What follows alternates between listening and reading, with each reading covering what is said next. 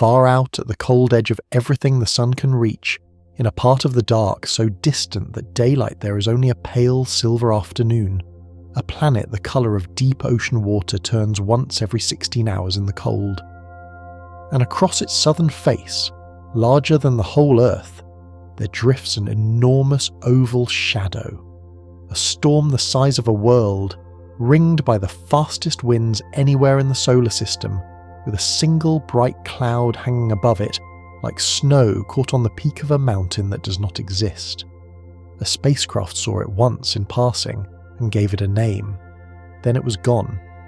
By the time anyone looked again, the great dark eye had closed, and the blue planet had smoothed itself back into stillness, as though it had only been dreaming.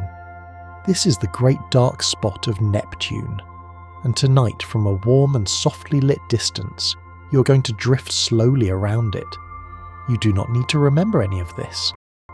There will be no question waiting for you on the far side of sleep, nothing you must hold, nothing you have to keep.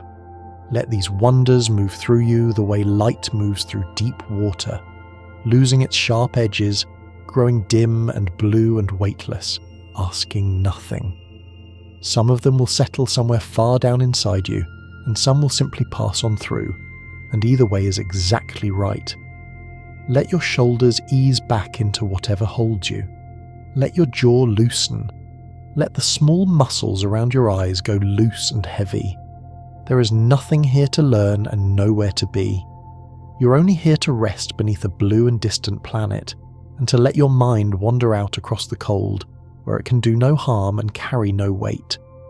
And there is nothing at all to reach for now, nothing to press, nothing you must keep, only the warmth where you already are, the soft weight of your own body sinking deeper into the bed, and the great dark turning slowly far above it, the way that distant blue world turns alone in the cold. So let the first thing be the planet itself, hanging out there at the very rim of the sun's wide kingdom. Neptune is the 8th planet from the sun, and the farthest of all the major worlds, a great blue sphere wheeling through the outermost cold of our family of planets, so distant that it has circled the sun only once since the day human beings first found it. From the Earth, it cannot be seen at all without a telescope. It is never a light you could pick out with the naked eye on even the clearest night. It simply hangs there in the deep, more than 4 billion kilometers away, patient and unhurried, going about its slow blue business whether or not anyone is watching. And the strange and lovely thing is that we knew exactly where it would be before we ever saw it. But that is a story for a little later, once the mind has settled more. For now, simply picture the colour. Neptune is blue, not the pale wash blue of a summer noon, but a deep, vivid, almost luminous blue, the blue of the very deepest part of the ocean where the light has nearly given out. This colour is not paint, and it is not reflected sea, for there is no sea you could sail upon. It comes from a single gas folded into the planet's air. High in Neptune's atmosphere there is methane, and methane has a quiet appetite for the colour red. As sunlight sinks down into those clouds, the methane drinks up the warm red end of the light and lets only the cool blue escape back out into space. So the blue you would see is light that has been gently sieved, the red kept, the blue returned, and the whole vast planet glows with the leftover colour, like a lamp wrapped in deep blue glass. That blue light has been travelling a long while to reach any eye that looks for it. Sunlight takes only about 8 minutes to cross from the sun to the Earth, but out at Neptune the same light must travel 30 times farther, drifting through the dark for more than 4 hours before it ever arrives, and then it must turn around and come all the way back to us before the planet can be seen to shine. So even the brightest glimpse of Neptune is an old thing by the time it lands in a telescope.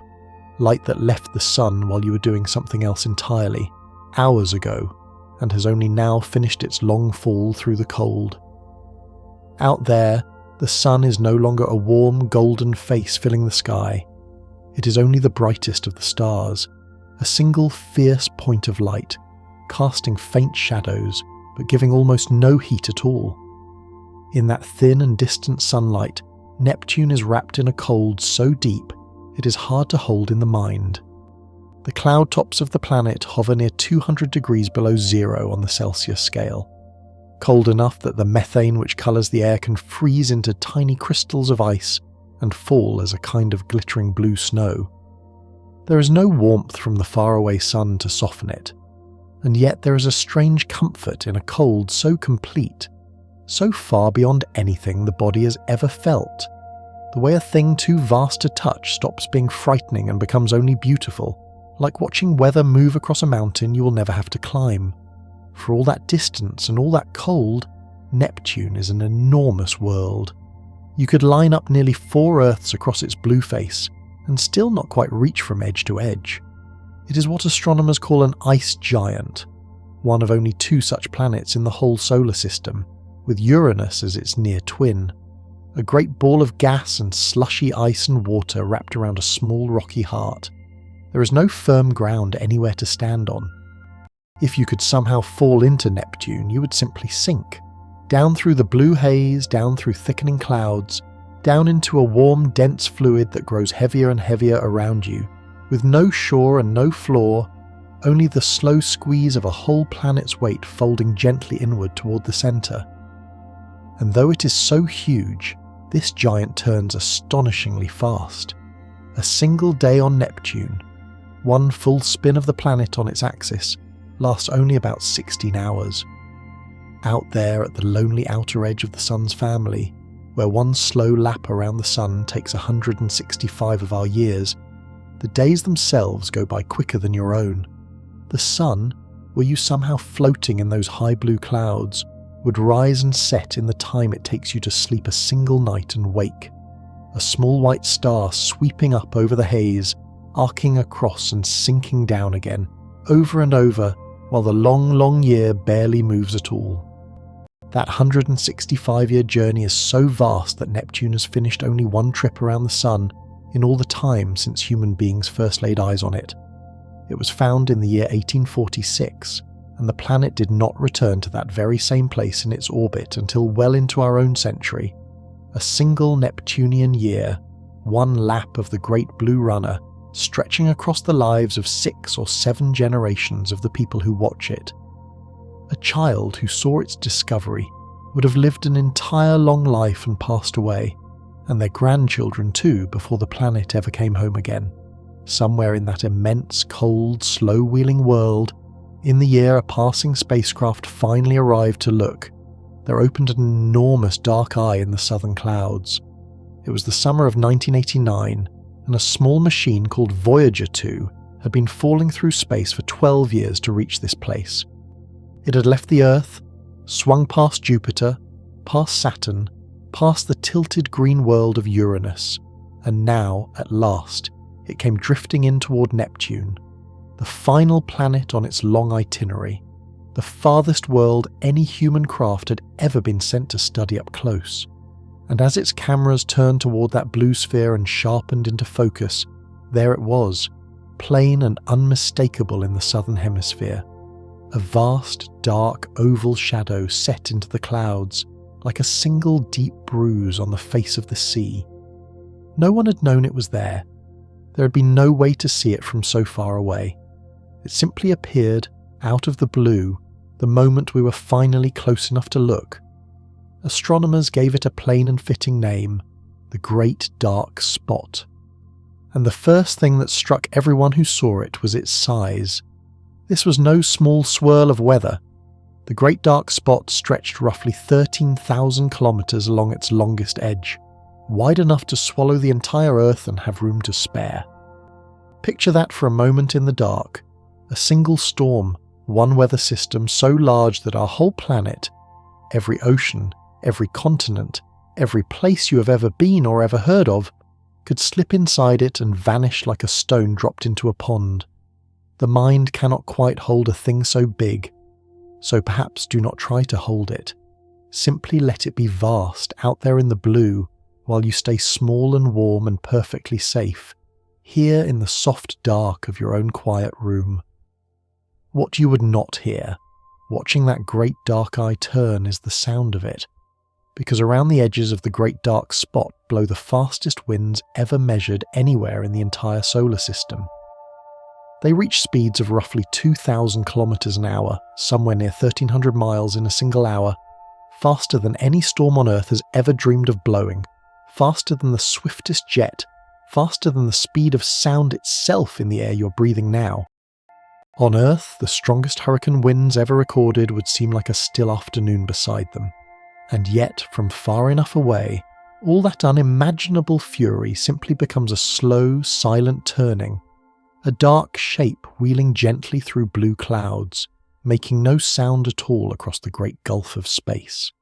The fiercest winds in all the worlds we know, gentled into perfect silence by distance. There is a deep strangeness in how those winds blow on Neptune.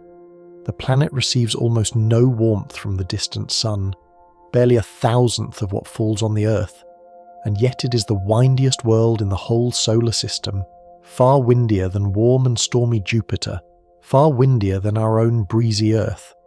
By every simple expectation, a planet so cold and so starved of sunlight ought to be calm and still.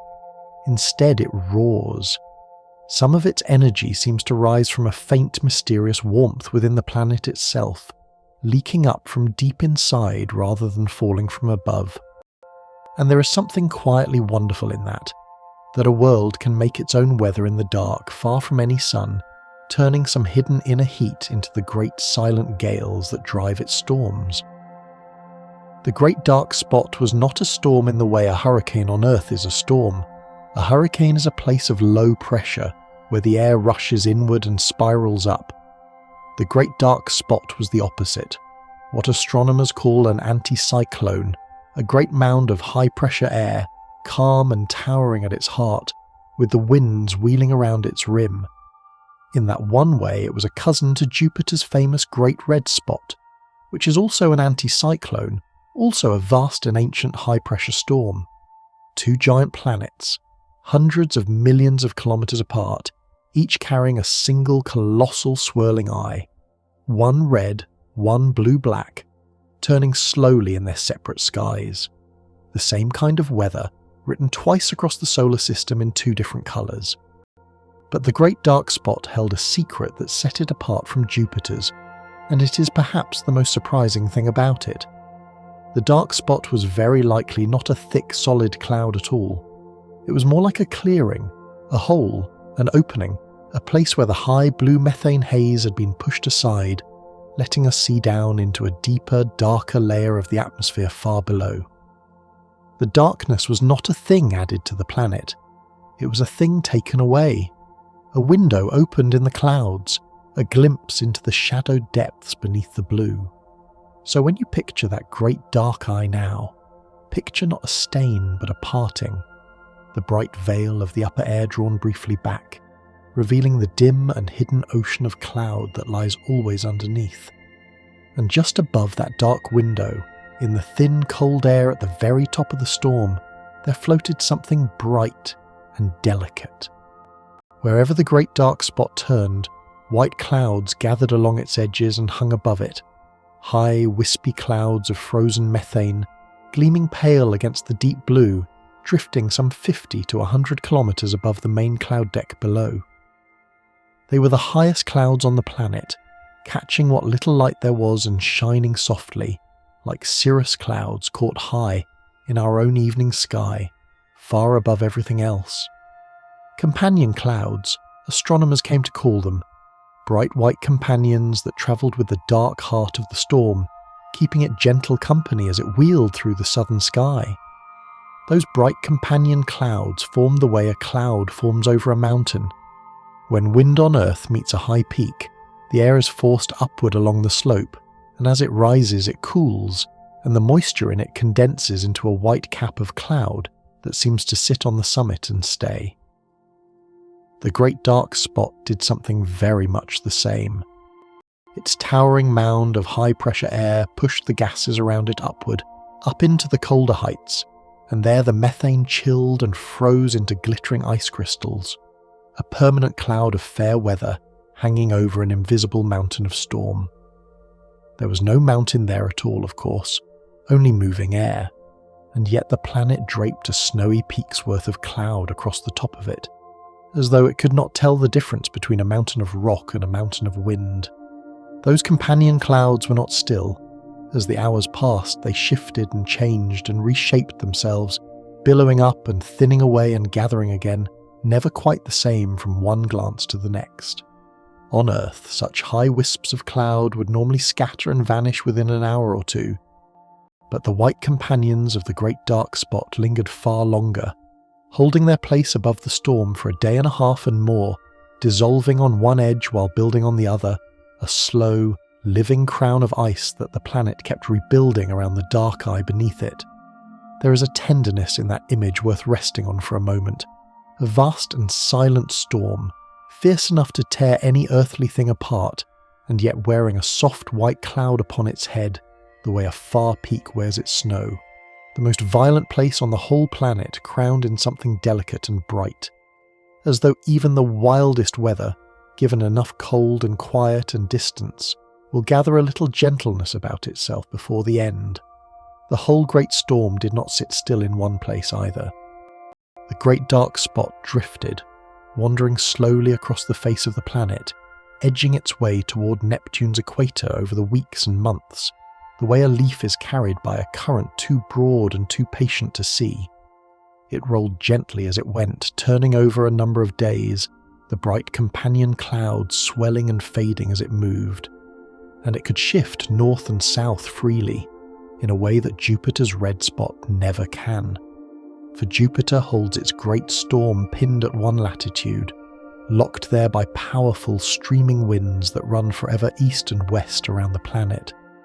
But Neptune let its dark spot roam, north and south, up and down through the latitudes, a far more restless and wandering thing than its red cousin ever was, free to drift across the blue. That freedom turned out to be a clue to the deepest difference of all between the two great storms, and it is the heart of this whole story, the thing that makes Neptune's spot stranger and more haunting than any other storm we know. Jupiter's great red spot has raged in the same place for centuries.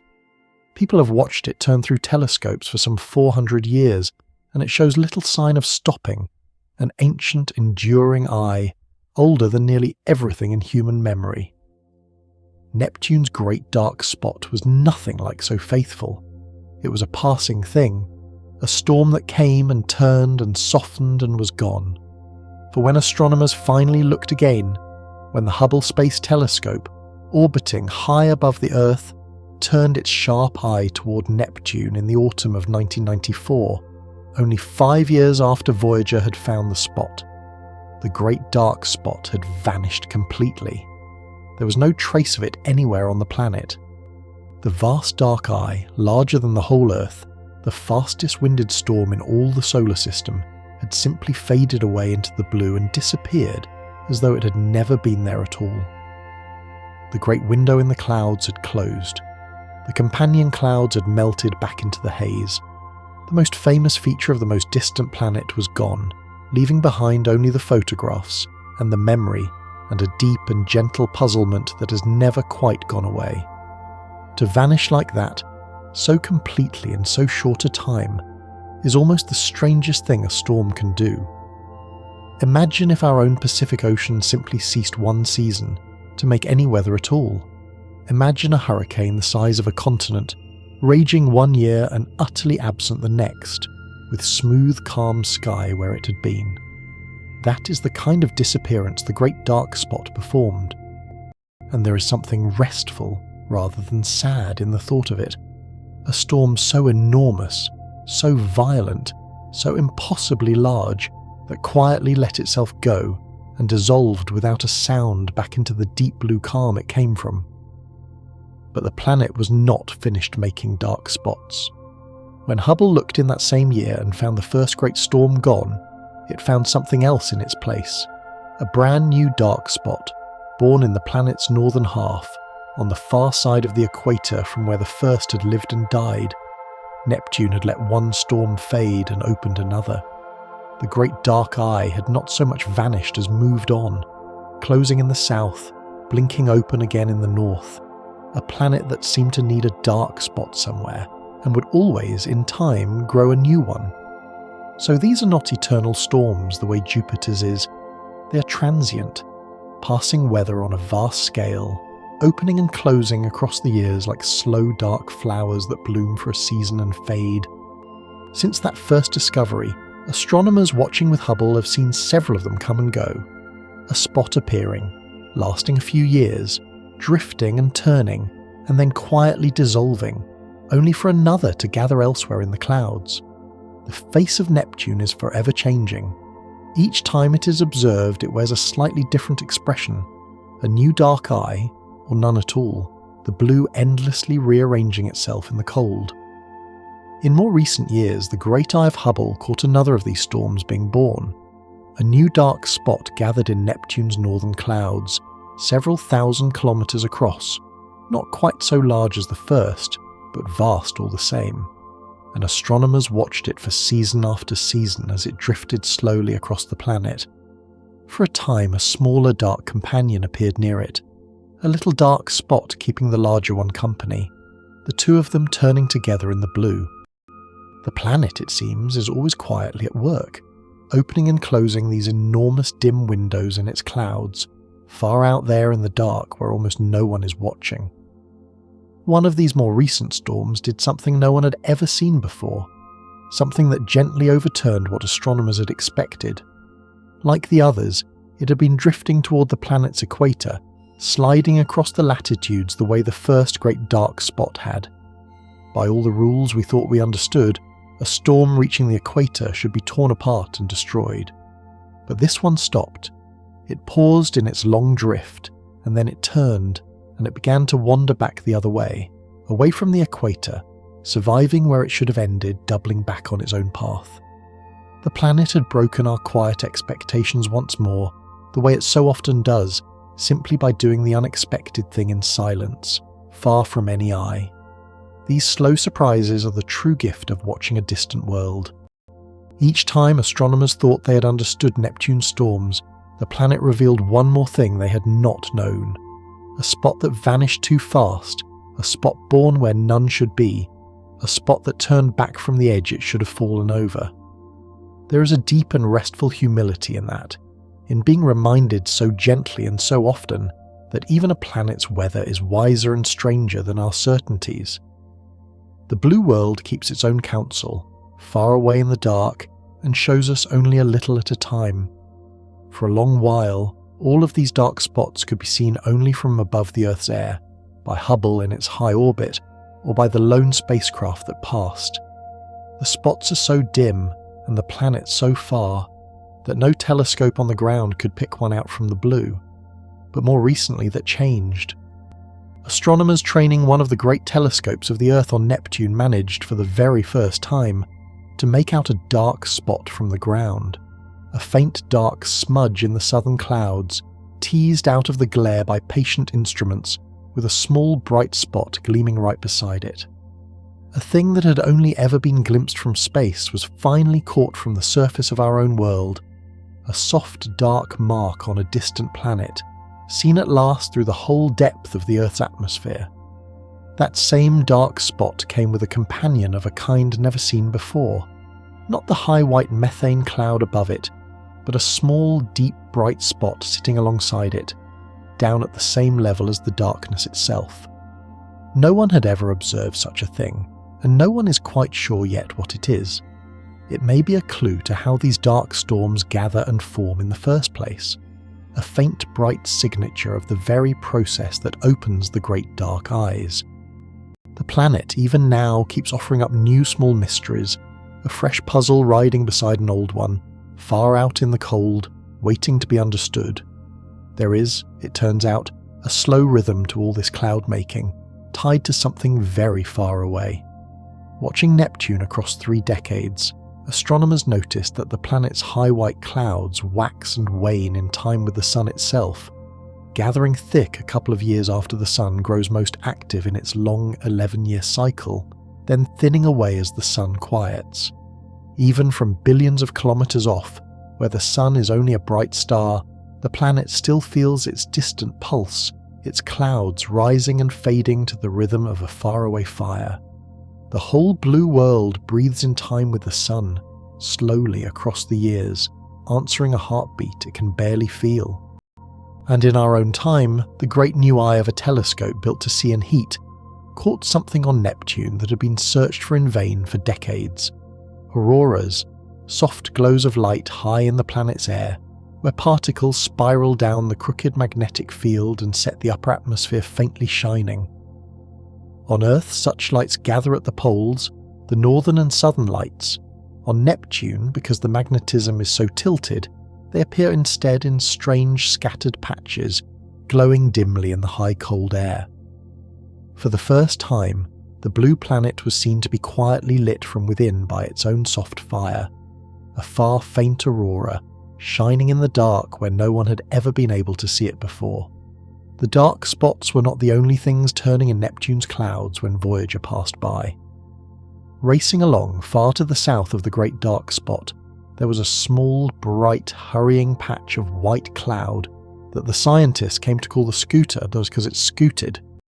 It moved around the planet faster than the great dark eye did, a quick pale smudge skating along beneath the storm, lapping it again and again as the days went by. No one is entirely sure what the scooter truly was, perhaps a plume of cloud rising up from some warmer, deeper layer far below. But there was a kind of charm in it, this small, bright wanderer hurrying along under the shadow of the great dark giant, never tiring, scooting forever around the blue. Near the great dark spot, too, there turned a second, smaller dark storm, a lesser dark spot well to the south of the first, which the astronomers simply called Dark Spot 2. It had its own bright core of cloud at its centre, a small white eye within the dark, and it turned in its own way through the southern sky. So the planet, in that one season Voyager watched it, wore not a single dark mark but several, the great dark spot and its smaller dark sibling and the hurrying scooter, a whole shifting weather pattern of light and shadow wheeling across the blue, and like the great one, the smaller dark spot too had faded and gone by the time Hubble looked again. The planet keeps nothing for long. To watch these features turn was how astronomers first measured the great winds, by tracking the spots and clouds night after night, hour after hour, clocking how fast each pale or dark mark was carried around the planet. There was no other way to feel the wind of a world so far away. You cannot stand in it. You cannot hear it. You can only watch the clouds move and reckon their speed against the slow turning of the planet beneath them. And from that patient watching came the astonishing answer, that the air down there blows faster than anywhere else we know, in great silent rivers streaming around the blue. Those great rivers of wind run mostly in one direction, backward against the planet's spin. Neptune turns one way beneath its clouds, and across most of the planet the winds blow the opposite way, westward, rushing against the rotation in vast streaming bands. It is as though the whole atmosphere were trying gently to flow the other way from the world it rests upon, sliding backward over the turning globe. And in this too, Neptune is unlike the Earth, where the winds are pulled and bent by the spinning of the planet into the familiar patterns of our weather. Out there, the great currents run their own strange course, broad and steady and contrary, around and around the silent blue. The single craft that measured all this came astonishingly close to the planet to do it. On its nearest approach, Voyager 2 skimmed only about 5,000 kilometers above Neptune's cloud tops, sweeping low over the planet's far northern reaches, the closest it had passed to any world in its entire long journey across the solar system. For a few short hours, that small machine flew nearer to the blue clouds than the width of the planet itself, gazing down at the storms and the haze from just above, before the encounter carried it on and Neptune began to fall away behind it once more. One brief, low, silent pass over the top of the world, and from it, nearly everything we know. That low northern skim was not chosen only for the view. The planet's gravity caught the passing craft and bent its path, swinging it downward and onward exactly as the navigators had planned, flinging Voyager south, away from Neptune and toward a single chosen target beyond it, the great frozen moon Triton. the blue planet itself became the final slingshot of the whole grand tour, turning the spacecraft with its gravity for one last meeting before letting it go forever. There is a quiet elegance in that, a planet reaching out with nothing but its own weight to guide a tiny visitor toward its moon and then releasing it gently into the dark beyond. The storms are only the visible skin of Neptune, though. Beneath them lies a world stranger still, and the mind can sink down into it now, gently, layer by layer, the way you might drift down into deeper and deeper water. Below the bright blue cloud tops, the atmosphere thickens. The haze gives way to deeper cloud, and the deeper cloud to a dense, dark, soupy air, growing hotter and heavier with every kilometre down, until the very idea of air and the very idea of ocean begin to blur into one another and lose their meaning entirely.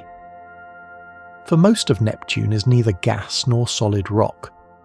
The greater part of the whole planet is a vast, deep layer of hot, dense fluid, a strange slush of water and methane and ammonia, squeezed and warmed under the enormous weight of everything above it, sometimes called a planet-wide ocean, though it is like no ocean you have ever seen. It is not cold down there, but searingly hot, hotter than molten rock, and yet held together as a thick fluid by the crushing pressure of the planet, never quite able to boil away. This great hidden sea makes up the bulk of Neptune, lying unseen beneath the blue, a warm dark fluid the size of several Earths, turning slowly in the dark at the heart of the cold blue world. And in that deep hot fluid, by the strangest chemistry, it may quietly rain diamonds. The pressures so far down are almost beyond imagining, thousands upon thousands of times the pressure of the air around you now, and at such depths the methane molecules can be torn apart, their carbon set loose. Squeezed hard enough and hot enough that freed carbon does what carbon does under such conditions. It locks itself into the dense and orderly lattice of diamond.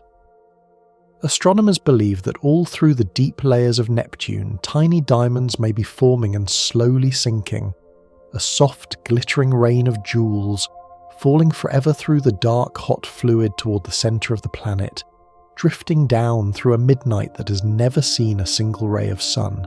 Try to hold that picture as you sink a little deeper into your own warmth. Somewhere inside that distant blue world, in a dark no eye will ever witness, diamonds are drifting down like snow, falling and falling and falling, through thousands of kilometres of hot, still fluid, with no sound and no light and no one to see them shine. The most precious thing we know of, made into weather. A slow and silent jewelled rain, falling in the dark at the heart of Neptune for billions of years, simply because the planet is the way it is. Far down beneath even that strange rain, at the very centre, Neptune is thought to hold a small solid core, a dense heart of rock and metal and ice, roughly the size and weight of the whole Earth, packed into the middle of the giant. So there is a kind of buried Earth at the centre of Neptune, a planet's worth of rock, wrapped in a deep hot ocean, wrapped in a heavy crushing atmosphere, wrapped at last in the thin blue haze and the wandering storms, layer within layer within layer, the way the heart of a thing is so often hidden, folded down deep beneath everything that shows on the surface. That hidden interior gives the planet one more quiet oddity, written invisibly across the whole blue world. Its magnetism is tilted and off-centre and strange. The Earth's magnetic field is a fairly tidy thing, running roughly along the line of the planet's spin, so that a compass needle settles reliably toward the poles. Neptune's magnetic field is nothing so orderly. It leans far over, tipped by some 47 degrees from the planet's axis, and it does not even sit at the centre of the world, but lies offset to one side, as though the magnet inside the planet had slipped from its proper place. A compass on Neptune would be a lost and wandering thing, swinging toward no fixed pole, pulled by a crooked field that no one fully understands, likely born in the swirling of that deep electric ocean, turning in the dark. That same crooked magnetic field reaches far out beyond the planet, carving a great invisible bubble in the thin wind of particles that streams endlessly outward from the sun. Inside that bubble, sheltered from the solar wind, the blue planet turns, and because the field is so tilted and so off-centre, the whole sheltering bubble wobbles and tumbles strangely as Neptune spins, swinging around in a way no other planets does.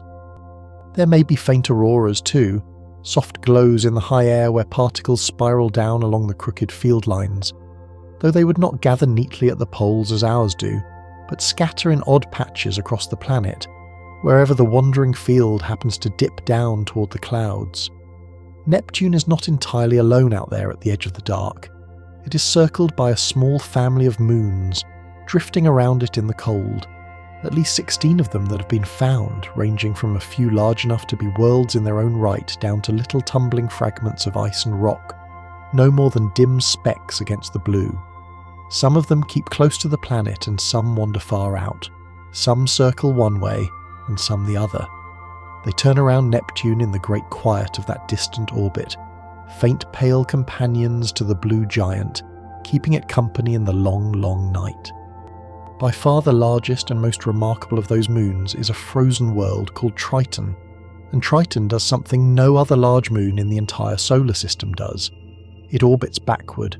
Every other major moon we know circles its planet in the same direction the planet spins, as though they all began turning together long ago. But Triton goes the wrong way, sweeping around Neptune against the planet's rotation, the only large moon in the solar system to do so. And that single strange fact tells a quiet story. Triton was almost certainly not born beside Neptune at all.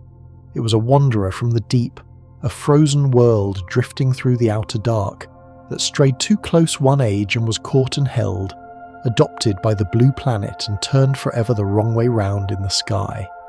Triton is no small captured pebble either. It is a true world in its own right, the 7th largest moon in the whole solar system and larger across than distant Pluto itself. Had it never wandered close to Neptune, it might well have gone on drifting through the outer dark as a frozen dwarf world of its own, one more icy wanderer at the edge of everything. Instead, it was caught and made a moon, a whole small planet's worth of ice, swept up into orbit around the blue giant, circling it backward through the long, cold night. There is something almost tender in the thought of so large a world, finding a home it never sought, and keeping faithfully to it ever after. For all its cold, Triton even wears a wisp of an atmosphere, a breath of nitrogen gas so thin it is almost nothing at all, far fainter than the air on any mountaintop on Earth, a mere trace of pressure clinging to the frozen surface. Thin as it is, that delicate veil is enough for faint winds to blow across the moon, and for the dark dust from its geysers to drift and settle in long streaks downwind. So even there, at one of the coldest surfaces ever measured, there is a kind of weather, the slowest, faintest weather imaginable, a whisper of moving air across a world of frozen nitrogen far out in the dark. Triton is one of the coldest places in the entire solar system. Its frozen surface hovers around 235 degrees beneath the freezing point of water, only a little above the very coldest temperature that is physically possible anywhere, the absolute zero at the bottom of all cold. Almost nowhere ever measured is colder than the surface of this small moon. It is a world of frozen nitrogen and ice, gleaming pale pink and white in the faint distant sunlight, so cold that the gases which make up our own air would lie frozen solid as stone across its ground. And yet, even there, in that almost unimaginable cold, Triton is not dead. For when Voyager 2 drifted past Triton in that same encounter, its cameras caught something no one had expected on so frozen a world. Geysers.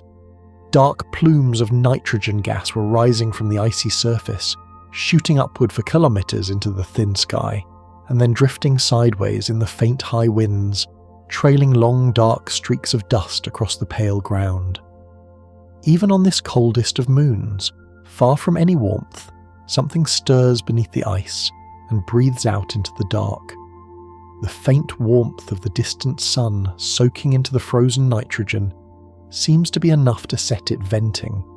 Slow, silent fountains of gas, rising and falling on a world where almost nothing should ever move at all. There is a deep gentleness in the thought of those quiet geysers, soft dark plumes rising in slow motion against a pink and frozen sky, on a moon at the very rim of the solar system, going about their patient venting whether or not any eye will ever see them again. No human craft has been back to Triton since that single passing glimpse, more than 3 decades ago. Everything we truly know of those geysers comes from one brief afternoon of looking, long ago, and still, in the mind's eye, they go on rising, slow fountains of nitrogen on a backward-turning moon, breathing softly into the dark. Triton may also hold a secret beneath its frozen shell. Some astronomers think there may be a hidden ocean of liquid water deep under all that ice, a buried sea, kept from freezing by the faint warmth of the moon's own interior and the slow pull of Neptune's gravity flexing it as it turns. If it is there, it would be among the most far-flung oceans known to exist anywhere, a dark, still sea, sealed beneath kilometers of frozen nitrogen, out at the dim and frozen rim of the planets. A whole hidden ocean, perhaps, where no light has ever fallen and no wave has ever broken the surface, turning slow and silent at the bottom of the solar system. That backward orbit holds a quiet sadness too, and a strange, far-off beauty. Because Triton circles the wrong way, the slow pull of Neptune is gradually drawing it inward, a little closer with every long age that passes. Far in the future, longer from now than all of human history is long, Triton will drift too near, and the planet's gravity will pull it gently apart into a glittering ring of ice and rock. For a time, Neptune may wear a bright wide ring of its own, like Saturn's, made from the slow unmaking of its largest moon. But that is unimaginably far away, so far that there is nothing in it to trouble the mind tonight, only a slow and lovely turning, a moon becoming a ring across a stretch of time the heart cannot even hold. Triton's surface, when Voyager glimpsed it, was unlike anything seen before, a strange dimpled landscape that scientists came to call the cantaloupe terrain, because it looked for all the world like the rough-pitted skin of a melon. Across other parts of the moon spread smooth frozen plains, where some kind of icy slush had once welled up and flooded the land before freezing solid. It is a young face, for so old and cold a world, smoothed and reworked by its own faint inner warmth, with few of the craters that scar most ancient moons. A small frozen world far out in the dark, still quietly remaking itself, age after age, in the deep cold. Neptune wears more than moons.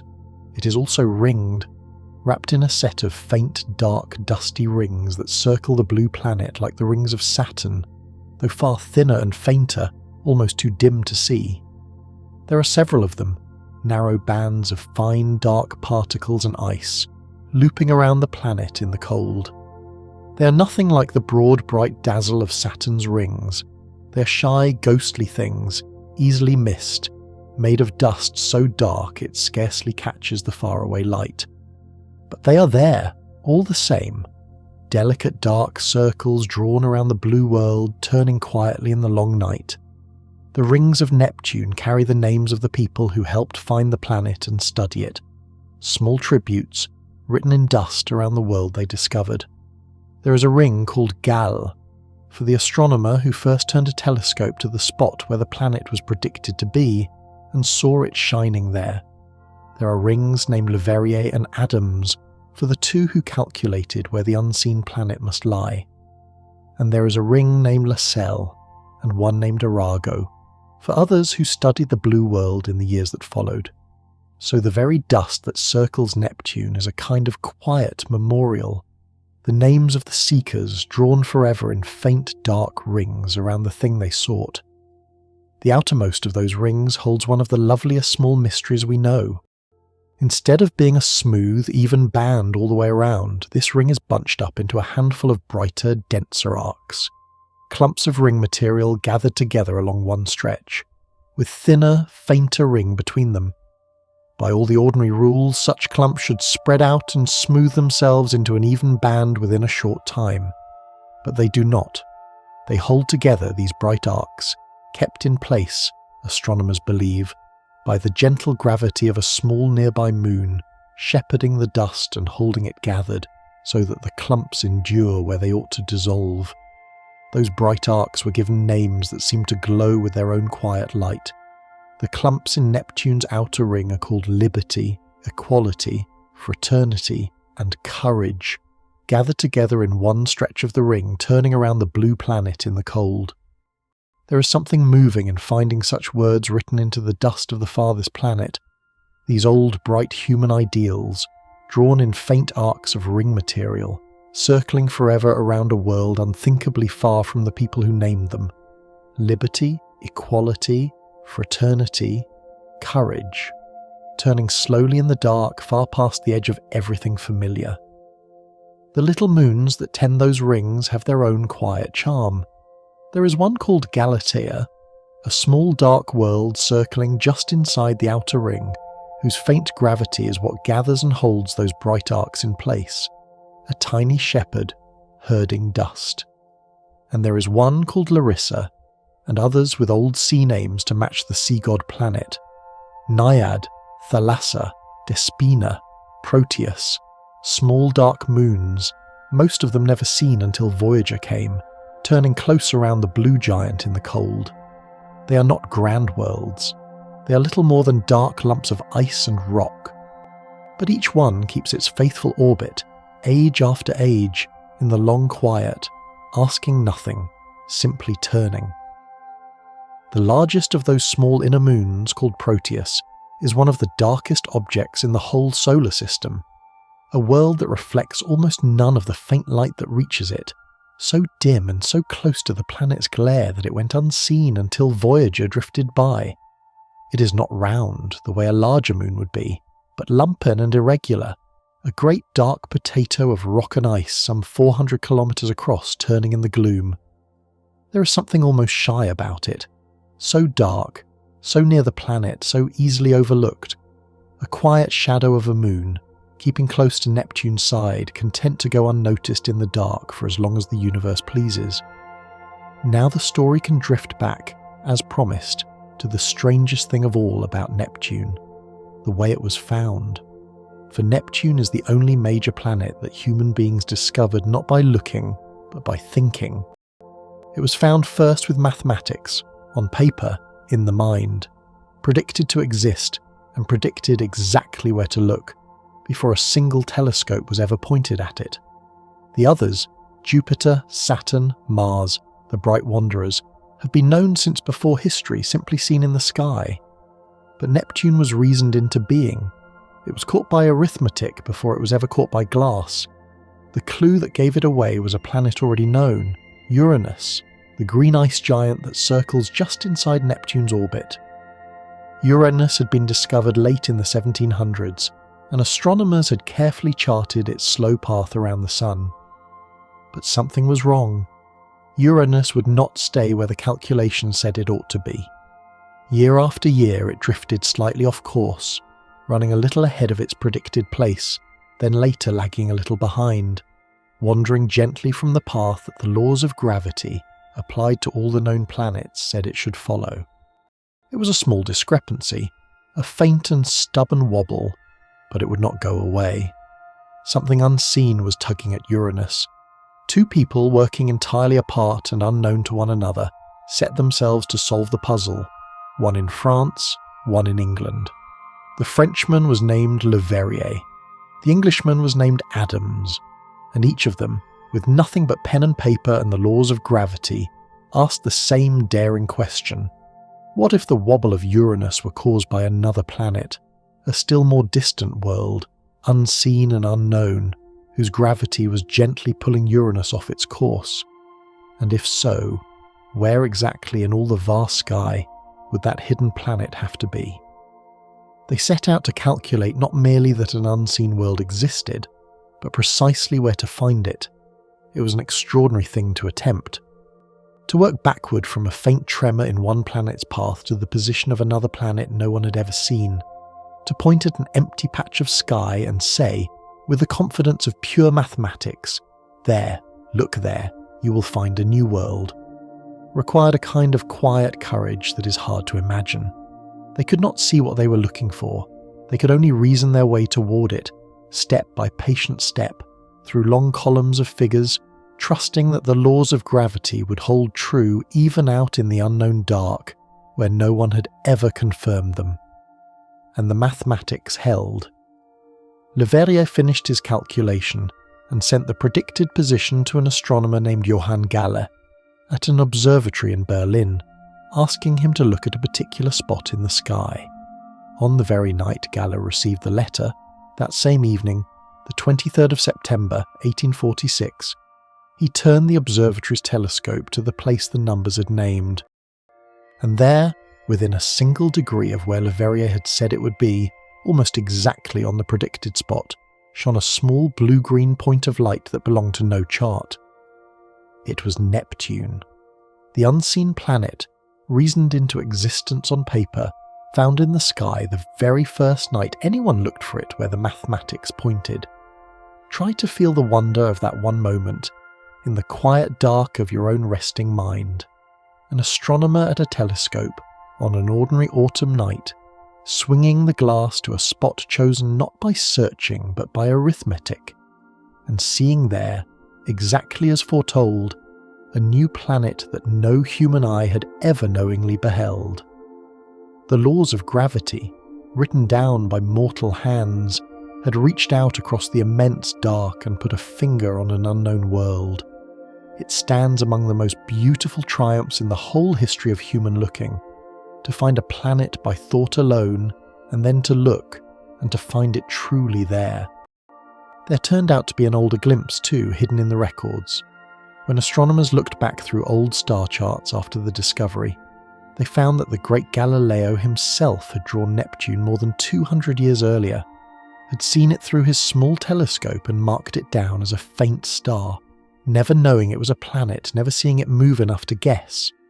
So the blue world had been quietly noticed and forgotten, centuries before anyone understood what it was, a planet mistaken for a star, set down in an old notebook and waiting 200 years for the mathematics that would finally name it. There is a deep and gentle reassurance folded into that discovery, worth carrying softly down towards sleep. The universe, it seems, runs on rules, patient, faithful, knowable rules, so trustworthy that they will lead the mind straight to an unseen planet across an unthinkable gulf of dark. The same gravity that holds you now in your bed, that keeps the warm weight of your own body settled and still, reaches all the way out to Neptune and beyond, holding the blue planet in its long, slow orbit, holding the backward moon, holding the diamond rain in its endless fall. One quiet law, the same everywhere, binding the whole vast cold together into something orderly and lawful and safe. The planet was named, fittingly, for the Roman god of the sea, Neptune, lord of the deep waters, because of its deep blue colour, the colour of the ocean's far depths. The name seems to suit it perfectly, this distant blue world wrapped in its hidden hot sea, crowned with storms far out in the dark, and so it joined the old company of the planets named for gods, the last and farthest of them, a blue sea god far out at the threshold of the sun's wide dominion, turning in the cold, keeping its quiet court of moons and rings around it. Even Neptune's symbol carries the sea god into the sky, a trident, the three-pronged spear the old myths placed in the sea god's hand, drawn small and simple to mark the planet on a chart. So when astronomers note the blue world in their tables, they write a tiny trident beside it, the weapon of a god of storms and waters, standing in for a planet of storms and waters far out at the rim of the dark. There is a neat and pleasing rightness in that, a 4-billion-year-old world of wind and sea marked by the spear of a god of wind and sea. When you set Neptune beside its near-twin Uranus, the two ice giants make a curious contrasting pair. They are nearly the same size, nearly the same mass, made of much the same icy stuff. And yet Neptune is the deeper, more vivid blue, while Uranus is a paler, calmer blue-green, and Neptune is the wild and stormy one, roaring with the fastest winds in the solar system, while Uranus is far more placid and bland in its appearance, its face often nearly featureless. Two siblings, born of much the same material, in much the same part of the dark, and yet one turned out restless and stormy, the other calm and still. The deep blue one keeps the weather, the pale one keeps the quiet. Some of that difference may come from a faint warmth that Neptune carries within itself, and Uranus seems to lack. Neptune gives off noticeably more heat than it receives from the distant sun, as though some inner fire, some leftover warmth from its deep formation, were still glowing softly at its heart and leaking up through all those layers into the clouds. That faint inner warmth is likely part of what drives the planet's astonishing winds and restless storms. Uranus, for reasons not fully understood, gives off almost no such inner heat and lies far more still. So Neptune may be stormy, in part, simply because it has kept a little fire burning deep inside, where Uranus has let its own grow cold. The two ice giants differ in another curious way as well. Uranus is tipped right over onto its side, rolling around the sun like a ball knocked sideways, so that its poles take turns facing the distant sun through its long, strange seasons. Neptune sits far more upright, tilted at much the same modest angle as the Earth, turning in a more familiar way. So of the two cold blue twins, Neptune is the one whose days and seasons follow a rhythm a little like our own, steeper and slower and far colder, but recognisable, an upright world keeping its steady tilt in the dark while its sideways sister tumbles nearby. It is worth pausing, here in the dark, on just how alone Neptune is in our exploring. Only one spacecraft in all of human history has ever visited it, that single passing glance from Voyager 2, more than 3 decades ago now. No craft has ever orbited Neptune, none has stayed. Everything truly known up close about the blue planet, the great dark spot, the backward moon, the faint dark rings, comes from one brief flyby, one small machine sweeping past in a matter of hours, gathering all it could before the planet fell behind it into the dark. The blue world was met once, in passing, long ago, and has not been visited since. That single encounter very nearly did not happen at all in the form it did. To reach Neptune, Voyager 2 had to thread its way past 3 giant planets first, borrowing a little speed from each, swinging close by Jupiter, then Saturn, then Uranus, letting the gravity of each great world fling it onward faster toward the next, like a stone whirled on a lengthening string. A rare alignment of the outer planets, one that comes only once in well over a century, made the whole grand tour possible. Had the craft launched in almost any other decade, the planets would not have lined up, and Neptune might never have been reached at all. We caught the blue world in the end on a single lucky thread of timing that will not come round again for lifetimes, and that lone spacecraft is still out there, even now drifting onward. After it passed Neptune, Voyager 2 simply kept going, out past the last of the planets, out beyond the edge of the sun's domain entirely, into the true open space between the stars. It ranks among the most distant human-made things in all of existence.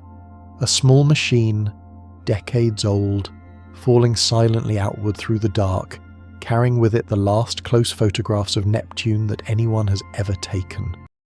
Somewhere out there it travels still, growing fainter and farther with every passing year, a tiny envoy from the warm blue Earth, drifting forever among the stars. That lonely craft carries something else too, a golden record, a kind of message in a bottle fixed to its side. On it are sounds and images of the Earth, greetings spoken in many languages, the song of whales, the laughter of children, music gathered from across the world, the picture of a wave breaking on a shore. It was placed there in case, in some unimaginably distant age, the craft should ever drift close to another world that could find it and wonder where it came from. so the same small machine that gave us our only close look at Neptune now carries a little of the Earth outward past it, into the deep, a soft, hopeful greeting, falling slowly through the dark between the stars, for no one in particular, and for everyone. Even the faint signal from that craft, when it still spoke to us, took many hours to cross the gulf and arrive.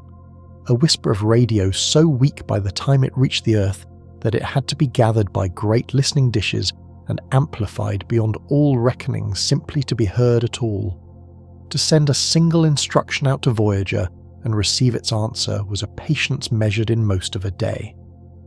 The blue planet lies so far that even light, the swiftest thing there is, needs 4 hours and more to make the crossing, and that gulf, vast as it is only the near edge of the dark the little craft now wanders in. The great dark spot itself is a clue to something larger about Neptune, that the whole planet is, in its quiet way, an unfinished story. Its storms have been watched coming and going only a handful of times across a few short decades, the merest blink against the planet's 165-year journey around the Sun. No one truly knows yet how often the great dark eyes open, or how long they last, or exactly why they form and fade. Each new spot that Hubble catches adds a single line to a tale only just begun. Neptune keeps writing its slow blue weather across the dark, and only a page or two of it has ever been read. To watch a thing like that, a storm larger than the Earth, opening and closing across the years on a planet we can barely see, asks a certain patience and gives a certain peace in return. There is no hurry out there. Neptune does not rush. It turns its 16-hour days and its century-and-a-half years in the same unhurried rhythm it has kept for billions of years, opening a dark eye here, closing one there, raining its diamonds into the deep with all the time in the world and no need of any of it. And simply knowing that such a place exists, vast and orderly and utterly indifferent to hurry, can loosen something tight in the mind, here in the small, warm dark where you are resting. Consider how long that blue world has been turning. Neptune formed some 4.5 billion years ago, out of the same great cloud of gas and dust that made the Sun and all the planets, gathering itself together at the cold far edge of the newborn solar system. It has been wheeling out there ever since, through the whole long history of the Earth, through the rise of the oceans and the first green life and the slow drift of the continents, through every age and every creature that has ever lived. All that time, the blue planet has simply turned, far out in the dark, opening and closing its storms, keeping its faithful orbit, asking nothing and noticing nothing. A patient witness to all of time that has never once needed to know that any of it occurred. In all those long ages, the Sun seen from Neptune has never been more than a brilliant star. There is no daytime there as you know daytime, no warm blue sky, no golden hour, no sun you could feel on your face. There is only that one fierce, tiny, far-off point of light, brighter than any other star but giving almost no warmth, casting faint, sharp shadows across the blue clouds. Noon on Neptune is a kind of perpetual deep twilight, a silver dimness, beautiful and cold. And the storms turn through that long twilight, and the diamonds fall through the dark below it, in a light so faint it is nearly night, forever. If you could somehow stand high in Neptune's clouds and look outward, away from that distant sun, you would see the stars, clear and steady and uncountable, undimmed by any bright sky, for there is scarcely any bright sky there to dim them. From the rim of the Sun's family, the great dark would be full of stars in every direction, sharp and silent, wheeling slowly as the planet turned beneath them. It is one of the loveliest things to picture in the whole journey. The deep blue clouds below, lit faint and silver, and above them the whole star-filled dark, turning gently on a world at the very edge of the Sun's long reach. From out there, the Earth itself would be almost impossible to find. Not a world at all to the eye, but the faintest pale speck, lost in the glare close beside that tiny brilliant sun. Everything you have ever known, every person who has ever lived, the whole long human story, gathered onto a single dim mote you would have to strain to see it all from the cloud tops of Neptune. There is no fear in that thought, only a strange and tender calm, a sense of how small the troubles of a single day must be, measured against the cold blue distance, and how gently the great dark holds the little warm earth all the same. The great dark spot, when it was there, would have looked from within like nothing at all, for if you were floating inside it, there would be no edge to see, no dark oval, only blue haze stretching away on every side, and the great slow wind carrying you around. The darkness of the spot was a thing seen only from far off, only from above, only as a whole, the way so many large things are visible only from a distance. Up close it would simply be sky. It is only from out here, far away, looking at the planet entire, that the great dark eye appears at all, a shape that exists only in the seeing of it, from the right distance, in the right light. There is a quiet lesson folded into that, soft enough to rest a tired mind upon. So much of what looks dark or vast or troubling from a distance turns out up close to be only weather, only moving air, only a passing thing, with no hard edge and no real harm in it at all. The great dark spot frightened no one and harmed nothing. It was only the planet breathing, a great slow turning of the blue air that happened from far enough away to look like a deep and solemn eye, and then it softened and let itself go, and was gone. The companion clouds that crowned the storm would have been, from within, simply a high bright haze far overhead, thin wisps of methane ice catching the faint distant sun, drifting and reshaping in the cold. From below, on the dark cloud deck, they would have been the highest thing in the sky, gleaming pale against the deep blue, the closest thing Neptune has to fair weather. And they outlasted the storm itself, in a way, for even after a dark spot fades from view, astronomers think the swirling system beneath it may go on turning for a while, invisible now, marked only by the bright companion cloud still hovering where the darkness used to be. A storm grown invisible, betrayed only by the snow above its hidden peak. It is strange and lovely to think that Neptune's weather may carry on long after we can see it, that beneath the smooth blue face, unseen swirls and currents may turn for years, dark eyes that never quite open enough to be noticed, storms that live and fade entirely in secret. Only the boldest of them are ever seen, the ones that part the clouds enough to show the dark beneath. For every great dark spot that has been caught, there may be others missed entirely, quiet storms turning in the blue, asking nothing, witnessed by no one, opening and closing in the long twilight far away. Even the colour of the planet may shift slowly over the long years. Astronomers watching Neptune across the decades have noticed its blue deepen and pale a little from time to time, perhaps as the high methane haze thickens and thins with the planet's distant drawn-out seasons. For Neptune has seasons, though each one lasts more than 40 years, a single Neptunian spring or autumn stretching across the better part of a human lifetime. The blue world breathes its seasons in the slowest of rhythms, its haze gathering and clearing over decades, its colour shifting by the faintest degrees, far too gradually for any single glance to catch. To live a Neptunian season would be a strange and patient thing.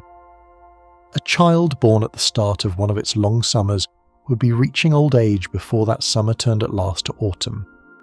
The planet's slow tilt carries each hemisphere through its 40-year span of brighter and dimmer light, with a patience beyond anything in our experience, a winter that lasts longer than most human marriages, a summer longer than many whole lives. And through it all, the storms turn, and the diamonds fall, and the backward moon sweeps round, at the unhurried pace of a world that has never once been in a rush about anything. It is worth resting, too, on the simple fact of how little light there is to work with, out where Neptune turns. The sun's light spreads thinner and thinner the farther it travels, so that by the time it reaches Neptune it is some 900 times fainter than the sunlight that warms the Earth. Full noon on Neptune is dimmer than a heavily overcast day at home, a soft blue-grey gloom, gentle on the eyes, never harsh, never bright. And yet it is light enough to see the storms turn, light enough to glint off the high ice clouds, light enough that a passing spacecraft could photograph a dark eye broader than the Earth. Even at the rim of everything, a little light still reaches, and a little is enough. Out there, the cold itself becomes a kind of architect.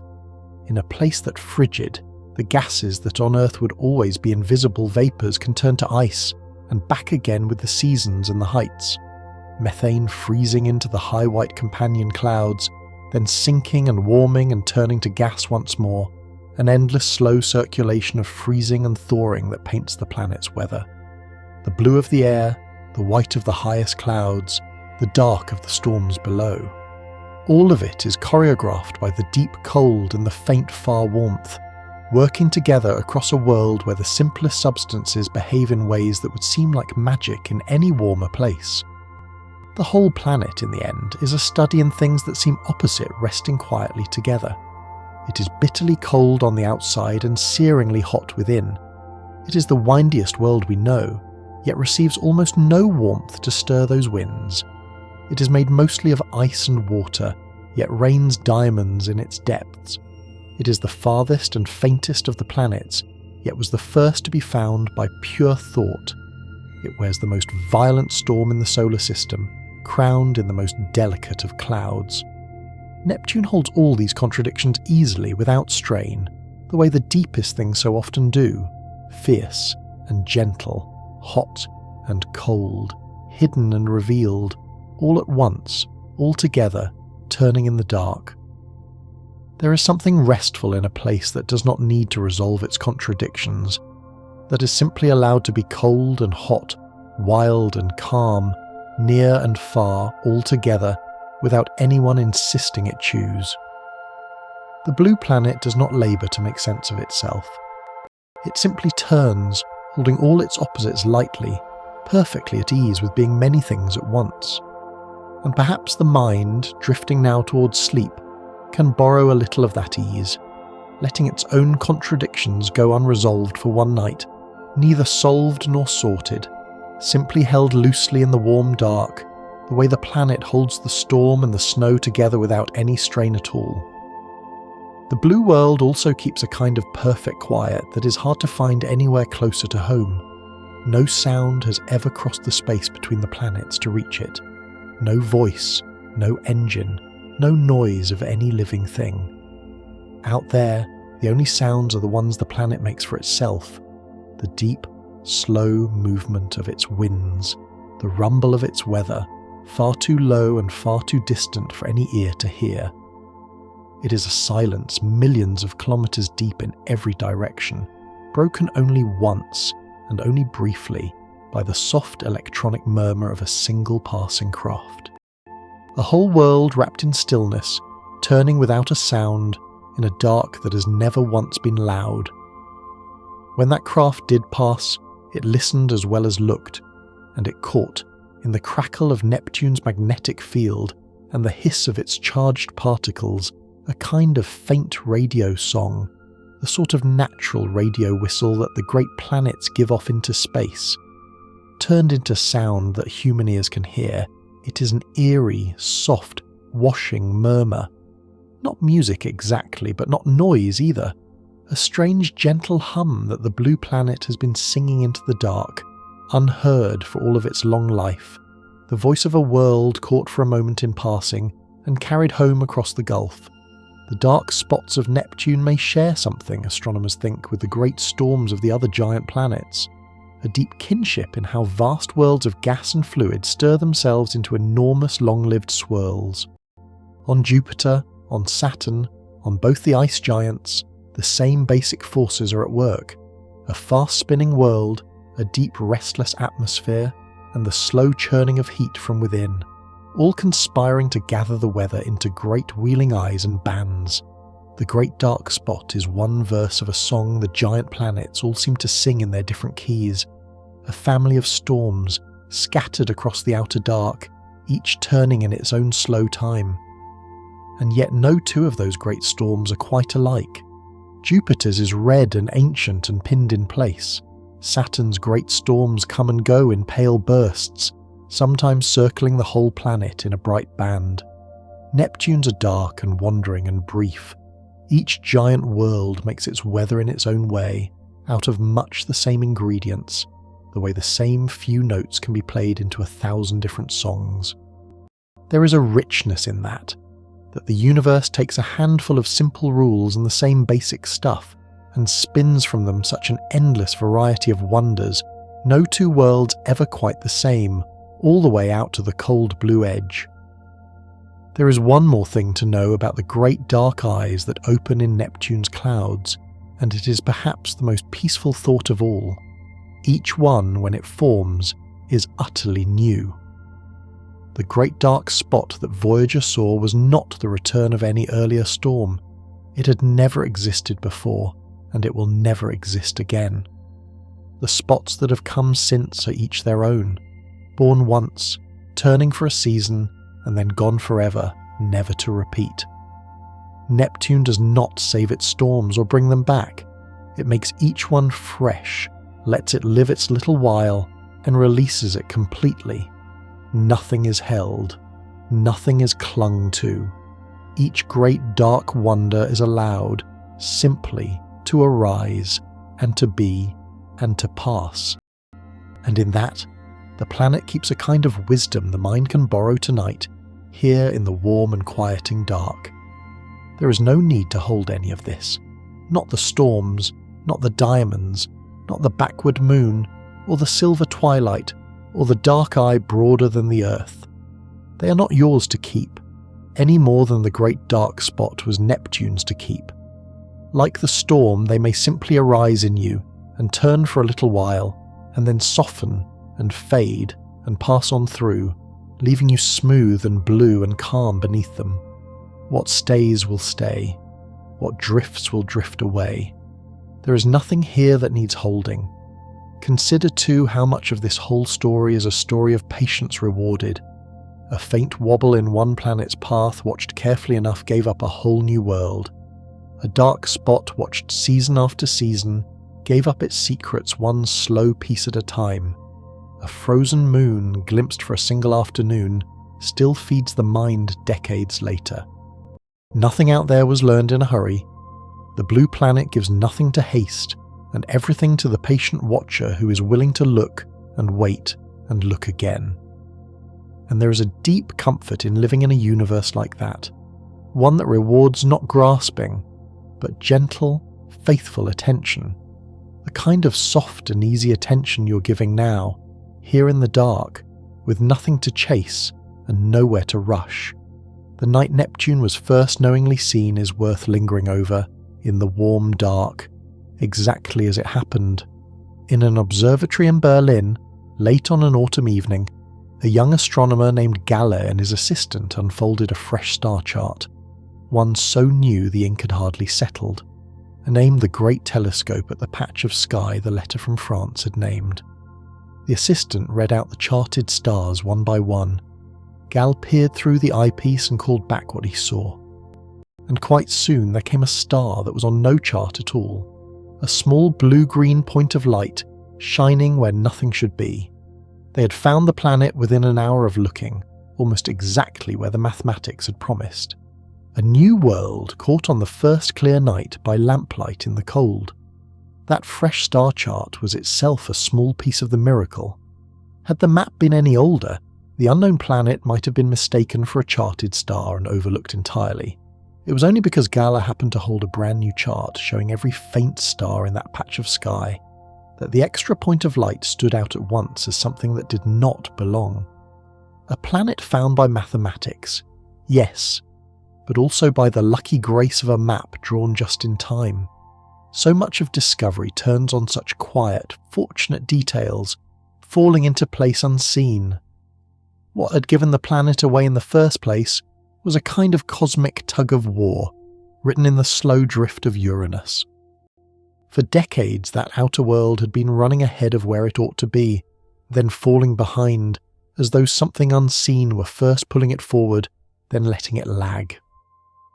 The hidden planet, it turned out, had been overtaking Uranus from behind, drawing it gently onward as it caught up, then trailing away and tugging it back as it passed ahead. The whole mystery was the silent pull of one invisible world upon another. Two giants leaning on each other across the dark, felt long before either was understood. The blue of Neptune was deciphered in part by spreading its light into a rainbow. When astronomers passed the planet's faint glow through a prism and studied the spread of colours, they found dark gaps in the light, the fingerprints of methane, drinking up particular shades. That was how they knew the gas was there, and how they came to understand why the planet shines so blue. The red light swallowed, leaving the cool remainder. A whole world's colour, explained by reading the missing colours in its light, the dark lines in a rainbow telling the story of the air far away. There is a lovely humility in how the planet's deepest secrets arrive, not by travelling there, but by patiently reading the light that reaches us. Almost everything known about Neptune for most of its history came this way, from the faint glow gathered in telescopes, sieved and split and measured, here on the small warm Earth. The colour, the methane, the slow turning, the very existence of the planet, all of it teased from a thread of light that had crossed billions of kilometres of dark to arrive. A whole world, read like a letter, from impossibly far away. When that one spacecraft finally drew near and turned its cameras on the planet, it faced a quiet difficulty. Out there, the light is so dim that ordinary quick snapshots would have come back nearly black. So the cameras had to gaze long and steadily, drinking in the faint sunlight over many seconds, holding very still as the craft swept past at great speed. Each clear picture of Neptune was a small feat of patience and precise aim, a long, careful look gathered in the gloom, steadying on a moving target billions of kilometres from home. The famous images of the blue planet are, every one of them, long, quiet gazes into the dark. Picture that small craft in the hours of its closest pass, hurtling through the Neptune system at many kilometres each second, its narrow camera swinging to track first the planet, then a ring, then the pale moon, holding each one steady just long enough to catch the dim light, then turning to the next. It had no second chance. Everything had to be caught in those few hours, the one and only visit, before the planet fell behind into the dark forever. And it worked, nearly flawlessly after 12 years of flight, a tiny machine performing a delicate dance of aim and patience, alone, at the far rim of the planets and sending it all home. Then the signal had to cross the whole gulf back to the Earth, a whisper of radio so faint after billions of kilometres that catching it at all was its own marvel. By the time those pictures of Neptune reached the listening dishes on the ground, the signal carrying them was almost unimaginably weak, fainter by far than the power of a distant candle, gathered only by the largest antennas humanity could build. And yet across all that emptiness the images came through, the storms, the rings, the moon, pieced together from the faintest of murmurs, a portrait of the farthest planet assembled from a thread of radio almost too soft to hear. The little moons of Neptune nearly all bear the names of gentler spirits of the sea from the old myths, sea nymphs and water gods, fitting companions for a planet named after the lord of the ocean. There is Naiad, and Thalassa, and Despina, and Galatea, and Larissa, and Proteus, small dark worlds named for the daughters and attendants of the sea, circling the blue giant in the cold. To say their names over softly is to call a quiet roll of ocean spirits, drawn up out of ancient story and set turning around a distant world, a small court of sea nymphs in the dark keeping the sea god company. One of those moons was not found until very recently, and it is the tiniest of them all. Long after the spacecraft had gone, astronomers studying old images with great care noticed a faint speck no one had seen before, a moon barely a handful of kilometres across, the smallest of Neptune's known moons, turning quietly among the inner ones. They named it for a small sea creature of myth, a little seahorse. It had been there all along, of course, circling in the dark, far too dim and small to notice. A tiny moon, patiently keeping its orbit, waiting decades to be seen at last. There is something sweet in the discovery of so small a thing, so late, so far away. That little moon, it is thought, may be a chip off a larger one nearby, a fragment knocked loose in some ancient collision long ago that settled into its own quiet orbit and stayed. So even the smallest of Neptune's moons carries a story, a piece of an older world, broken free in the deep past, drifting now on its own around the blue planet. The outer dark is full of such gentle histories, written in fragments and orbits, waiting to be read by anyone patient enough to look closely at the faint specks in an old photograph. Down on the surface of Triton, the frozen ground holds colours no one expected, soft pinks and pale yellows and whites, the tints of nitrogen and methane ices stained by the faint working of distant sunlight over ages. It is a delicately coloured world, this backward moon, blushing rose and cream in the dim light, streaked with the dark trails of its geysers. To stand upon it, if one somehow could, bundled against that unthinkable cold, would be to look out across a pale pink plain of ice, under a black sky, with the great blue crescent of Neptune hanging huge and silent overhead. One of the strangest and most beautiful views in all the solar system, kept in perfect stillness, seen by no one. From Triton's surface, Neptune would loom enormous in the sky, for the moon circles fairly close to the great planet, so that the blue world would fill a vast stretch of the black, far larger than our own moon ever looks from Earth. It would hang there, a giant blue lantern turning slowly through its phases as the moon swept around it backward, never rising and never setting from many places, simply holding its place in the sky, vast and luminous and calm. Imagine that great blue face overhead, unmoving, lighting the frozen plains in soft blue, a planet for a sky, on a moon at the rim of the dark. Because Triton circles backward and tilted, its seasons are stranger even than Neptune's, long, slow, complicated turnings of light and shadow, that send the faint sunlight wandering over different parts of the moon across the centuries. Sometimes one pole leans toward the distant sun for decades on end, and the nitrogen frost there slowly warms and lifts into the thin air, only to drift to the colder pole and settle again as frost. A whole moon's worth of air, gently migrating from one end to the other across the long seasons, breathing in the slowest way imaginable from pole to pole, age upon age.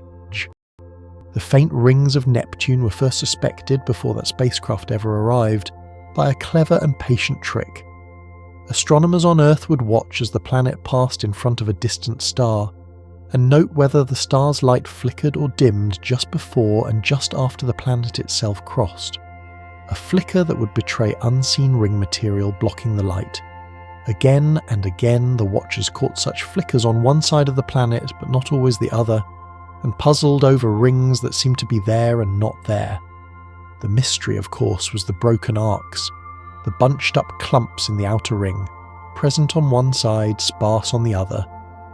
The riddle was solved only when the craft arrived to see the arcs directly.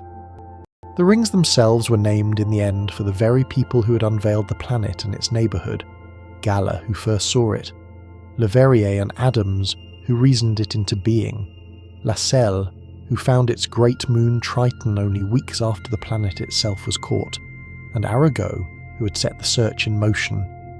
To loop a person's name in a band of dust around a world is a strange and lasting kind of honour, outshining any statue. Long after every monument on Earth has crumbled, those faint rings will go on turning, quietly carrying the names of the seekers around the thing they sought. The whole ring system, faint as it is, may not last forever, for these dim, dusty rings are thought to be relatively young and slowly changing, with some of the arcs perhaps fading and shifting over mere decades. Rings, it turns out, are not always ancient and eternal. They can be passing things too, gathered for a while and then dispersed the way the dark spots come and go. So Neptune may wear its faint rings only for a season of its long life, a temporary ornament of dust, here for an age and gone in another. Even the jewellery of a planet, it seems, is on loan from time.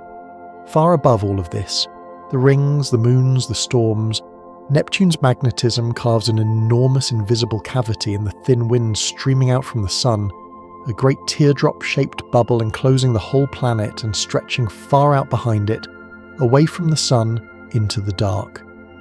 Inside that bubble, the planet is sheltered, wrapped in its own magnetic field. Outside, the solar wind streams past, and where the two meet, on the sunward side, there is a kind of standing shock front in the near vacuum, where the solar wind is suddenly slowed and turned aside. A vast, silent, invisible harbour in space, with the blue planet riding quietly at its centre. Because that magnetic field is so strangely tilted and off-centre, the whole sheltering bubble does not sit steady but rocks and tumbles as the planet spins, wobbling around once with every 16-hour day.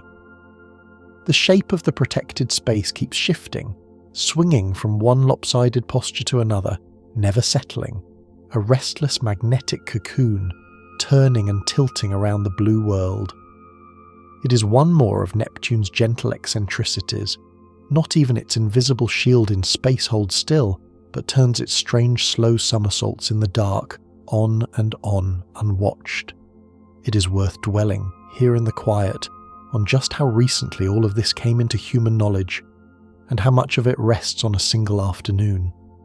Nearly everything pictured tonight that lies up close, the dark spot's true size, the companion clouds, the backward geysers, the faint arcs, the small dark moons, the tilted field, comes from those few hours when one craft swept through the Neptune system, more than 3 decades past, and may not be matched again for many years to come.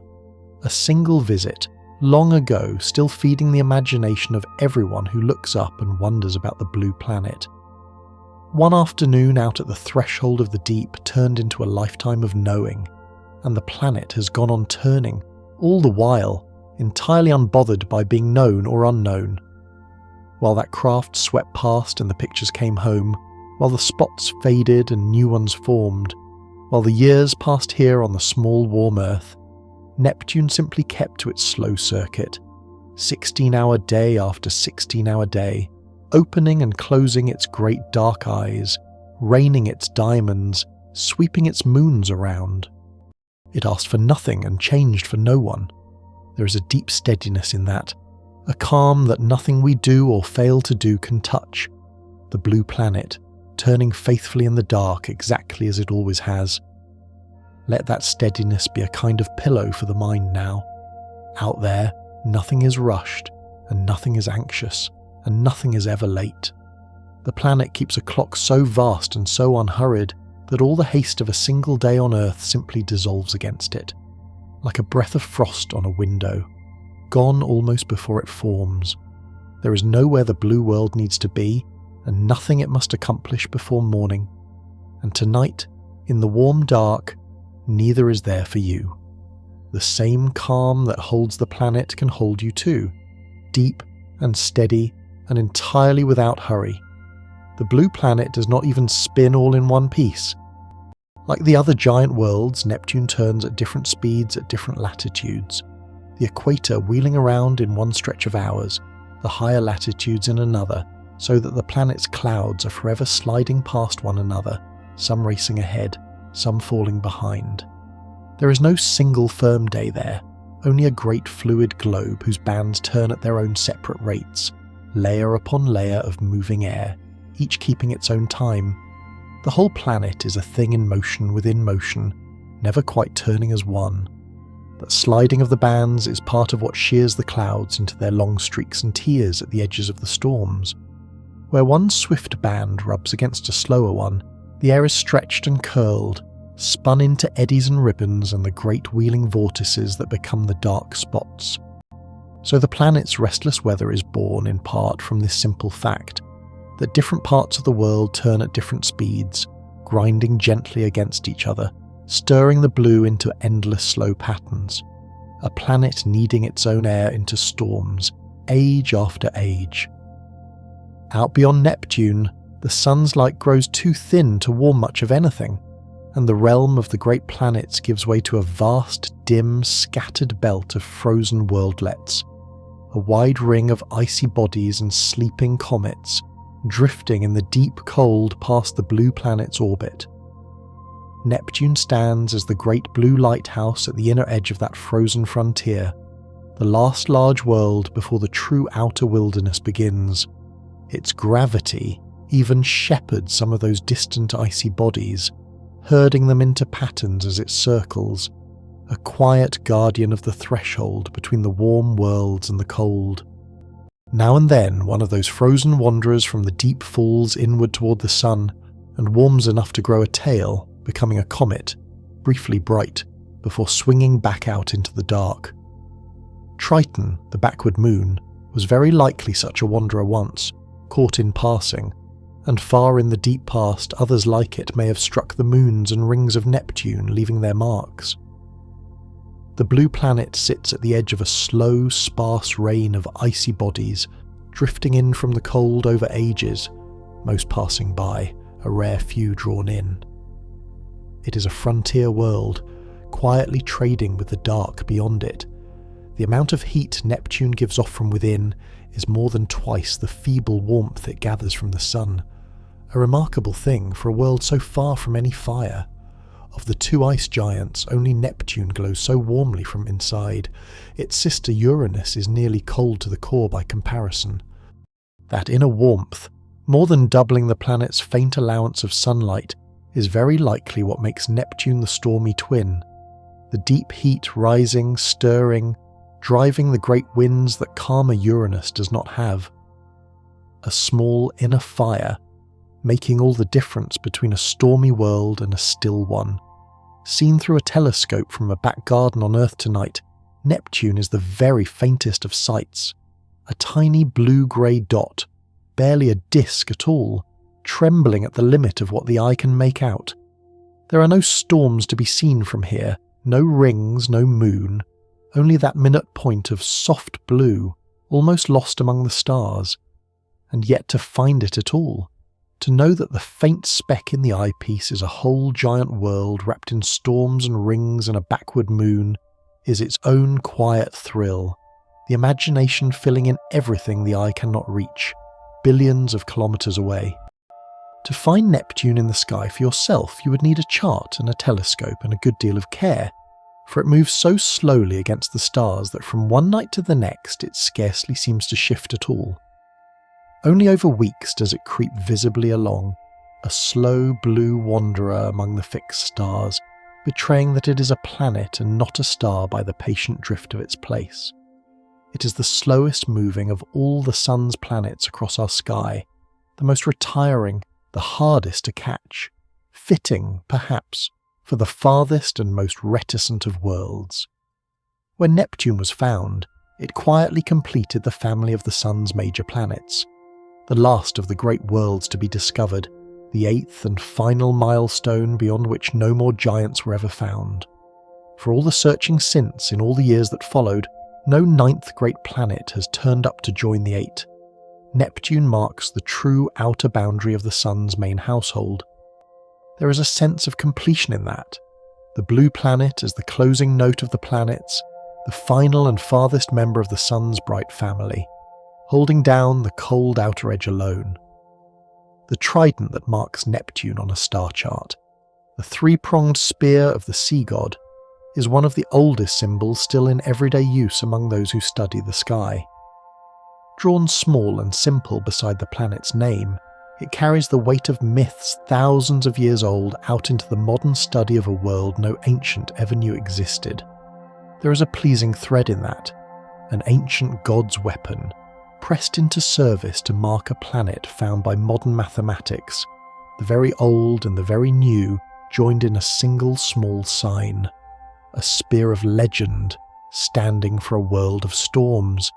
If you could descend slowly into Neptune, the journey would pass through a whole series of vanishing worlds, First the high blue haze, then the streaming white methane clouds, then a deepening blue gloom where the light gives out, then darkness and rising warmth and thickening air, then the strange place where air becomes fluid without ever quite becoming sea, then the vast hot ocean of water and ammonia and methane glowing faintly with the planet's own heat, then the crushing deeps where diamonds drift, and at last, far down, the small dense heart of rock. A dozen different worlds, stacked one inside the next, all within a single planet. And nowhere on that long descent would there be a single place to stand. No ground, no floor, no surface of any kind, all the way down. Neptune is a world without a shore, a planet you could fall through forever and never land upon, only sink into deeper and warmer and denser dark. There is something dreamlike in that, a whole vast world made entirely of layers of air and fluid, with no solid place anywhere until the very heart. To imagine it is to imagine falling endlessly and gently through deepening blue, with nothing to catch you and nothing to fear, only the slow, soft thickening of the dark. It is strange to think that the great hot ocean inside Neptune may hold more water than all the seas of Earth many times over, a planet that looks so cold and so blue from outside, and yet hides within it a sea vaster than anything on our world, warm and dark and deep. That hidden ocean never sees the sky, never feels a tide, never breaks upon a coast. It simply turns, hot and heavy, in the eternal dark at the planet's core. The bluest planet, the coldest seeming of worlds, carrying a buried ocean larger than all of ours, where no wave has ever risen and no light has ever shone. Consider too that everything seen of Neptune is only its outermost skin, the thin blue veil of cloud, a mere sliver of the whole. All the storms, all the dark spots, all the white companion clouds, the entire visible face of the planet are only the topmost wisp of an immense deep world, like the faint sheen on the surface of a vast dark lake. Beneath that thin, bright skin lies almost the whole of Neptune, unseen and unseeable, sunk in shadow. We have only ever met the surface of the surface, and even that has been wonder enough to last a lifetime. There is a deep restfulness in that thought, soft enough to sink into now, that we see so little, and that the little we see is already so beautiful, and that the vast unseen remainder asks nothing of us at all. The hidden ocean does not need to be witnessed to be real. The diamonds need no eyes to fall. The great heart of the planet turns in a dark it will keep forever, content and complete in itself. And there is a freedom in being allowed, simply not to see everything, to let the deep stay deep and the dark stay dark, and the unknown remain a kindness rather than a lack. A great new telescope built to see and heat has lately turned its gaze on Neptune and caught the planet as no eye ever had before. And there, ringing the blue world, its faint dusty rings shone out clearly, the cleanest view of them since that single spacecraft passed. In the warmth light of that instrument, the planet's deep blue fades to a pale glow, and the rings stand out bright and fine against the black, looping the world in delicate bands.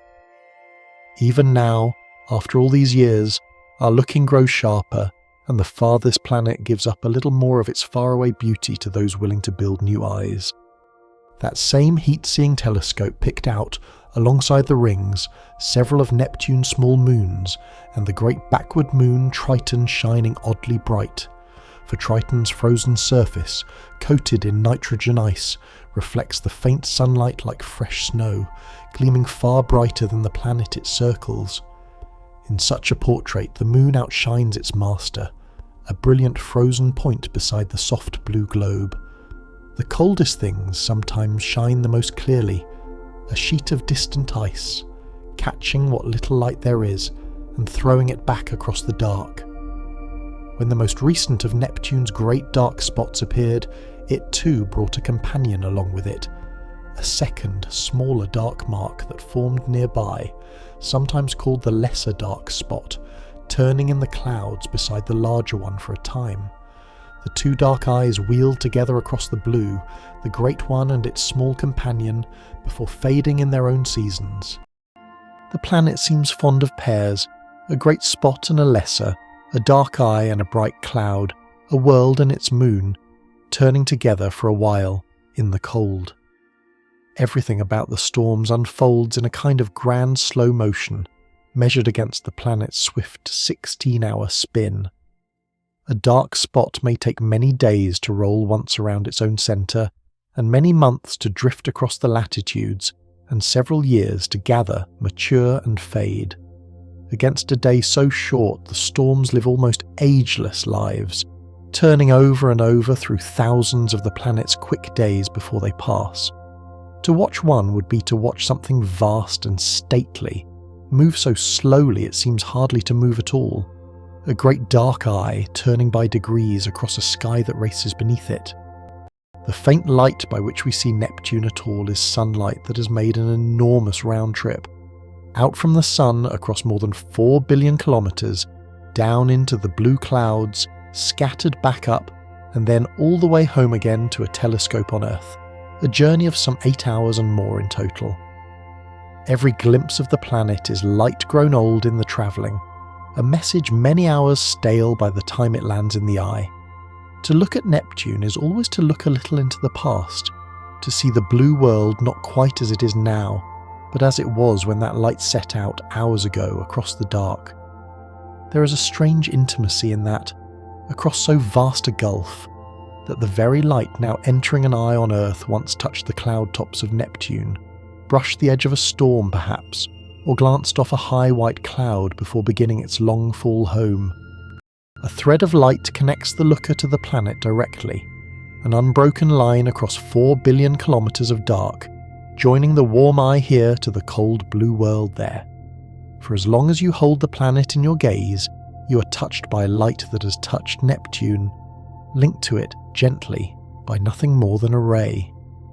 Out there, the dark between the planets is not truly empty either, but threaded with the thin wind of the sun and laced with a whisper of stray atoms and dust, a near perfect emptiness, yet not quite nothing. Through that faint medium the blue planet sails, carving its magnetic bubble, gathering the occasional speck sweeping along its vast slow orbit. It is a lonely sea it travels, this outer dark, sparse almost beyond imagining, and yet the planet is never entirely alone in it, brushed always by the faintest breath of the distant sun, never wholly cut off from the fire at the centre of everything.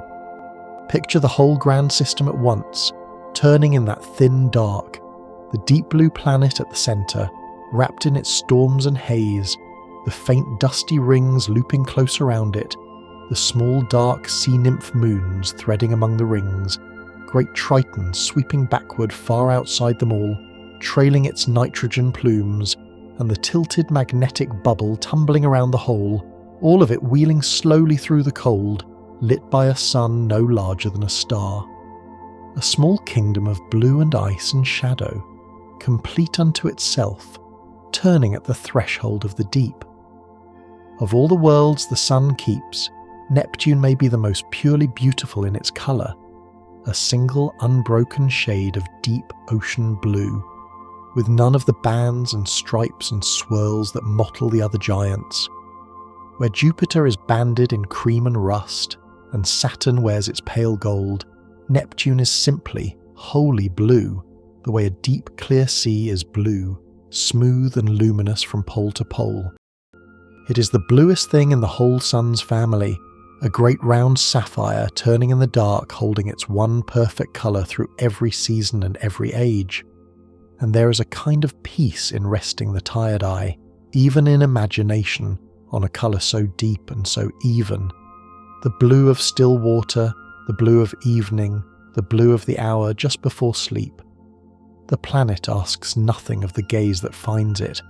It only holds its colour, far away, turning in the cold, a deep blue lamp at the edge of everything, burning steadily through the long night, for no one and for anyone who happens to look. Hold for a moment as well the sheer weight of the blue planet, for Neptune carries some 17 times the substance of the whole Earth, all that gas and ice and water gathered into one enormous sphere. And yet, by a quiet coincidence of size and density, if you could somehow stand on a surface partway down into its clouds, the pull of all that mass beneath your feet would feel only a little stronger than the gravity you know at home. The planet is vastly heavier than the Earth, and vastly larger, and yet its grip would feel almost familiar. A strange and gentle near match between two worlds so utterly unalike. You would not be crushed, only made a touch heavier, as though resting in a slightly deeper kind of rest. The cold at the very top of those clouds is among the deepest anywhere the sun still reaches. High in Neptune's haze, the air chills to well past 200 degrees beneath the freezing point of water, so cold that the thin air there brushes near the chill of the open space between the planets.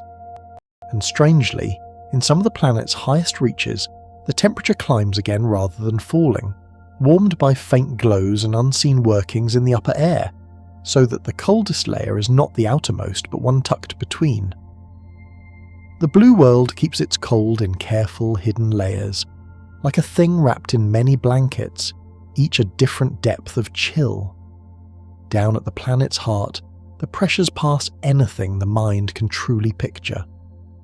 Near the centre of Neptune, the weight of the whole world bearing down would press upon a thing with a force millions of times greater than the air around you now, enough to squeeze water and ice into states they never take on Earth, strange dense forms that are neither quite solid nor quite liquid, where the very atoms are jostled into new arrangements. Down there, the ordinary rules of ice and water quietly give way, and matter becomes something we have hardly any words for, hot and dense and dark, turning slowly under an unimaginable weight at the still centre of the blue.